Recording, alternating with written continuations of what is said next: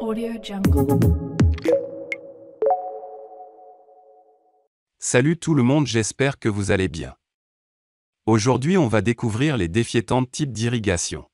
Les techniques d'irrigation au service du développement agricole. L'irrigation agricole est une technique artificielle utilisée sur des terres agricoles, dans le but d'augmenter leur rendement, surtout quand il y a un manque ou une insuffisance d'eau de pluie. En outre, l'agriculture irriguée consomme environ 70% des ressources mondiales en eau. L'irrigation permet d'optimiser les rendements des terres agricoles, par contre elle nécessite l'utilisation de grandes quantités d'eau, à travers l'apport de l'eau nécessaire à une forte croissance. L'irrigation est combinée la plupart du temps à un apport d'intrants chimiques, fertilisants. Cette technique vise à couvrir le manque d'eau d'origine naturelle, pluie ou nappe phréatique, surtout dans les zones désertiques ou au climat très sec, dans lesquelles les précipitations sont rares.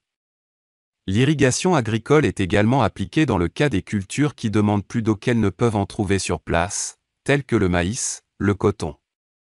Les techniques d'irrigation. On peut citer plusieurs types de techniques d'irrigation, notamment la technique d'irrigation gravitaire. Il s'agit de la technique d'irrigation la plus ancienne. Elle utilise un canal à ciel ouvert qui apporte l'eau par gravité à des canaux de plus en plus petits, venant irriguer les parcelles cultivées.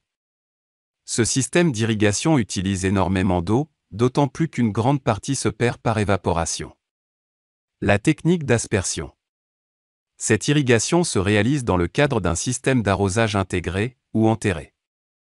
En effet, l'eau circule dans des canalisations enterrées, puis elle sort vers des tuyaux mobiles qui la distribuent aux cultures via des systèmes d'aspersion. La technique d'irrigation localisée. La micro-irrigation ou l'irrigation localisée se fait au goutte à goutte. C'est une technique très économe puisqu'elle ne consomme que ce dont la plante a besoin effectivement, directement au pied de la plante, pourtant il doit être filtré afin de ne pas boucher les gouttes à gouttes.